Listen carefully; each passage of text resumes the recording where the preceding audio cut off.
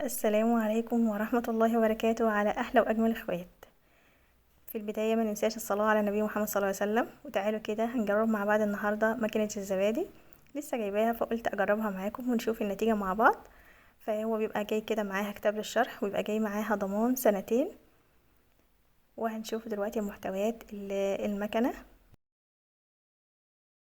هي عبارة عن 8 كوبايات بالغطا بتاعها، والجهاز طبعا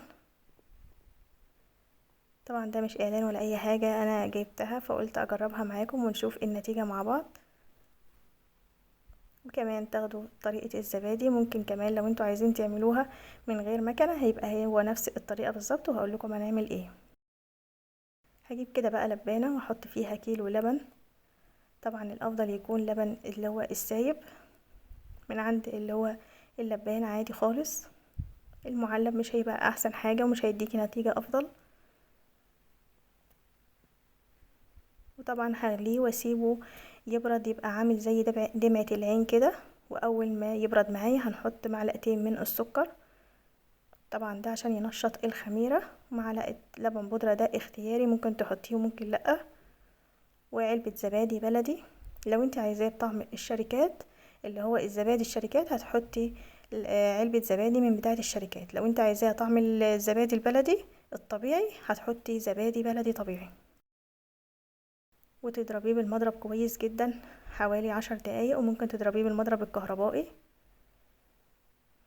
انا كنت بضربه بالمضرب الكهربائي بس ما تصورش معايا. وهبدأ افرغ المحتويات كده الزبادي في الكوبايات.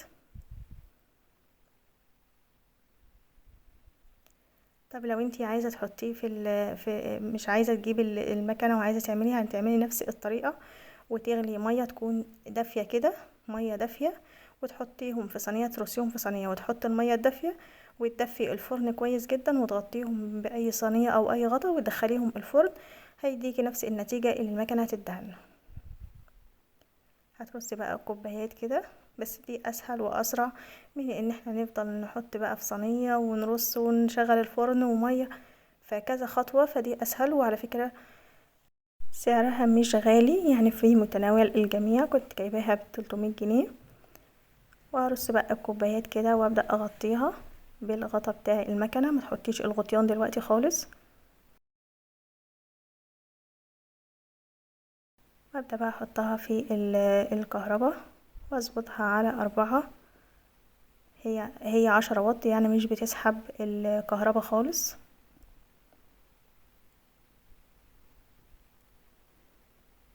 وهنا بعد مرور 4 ساعات بالظبط، طبعا الولاد كانوا يلعبوا في التايمر فعادي خالص مفيش مشكلة.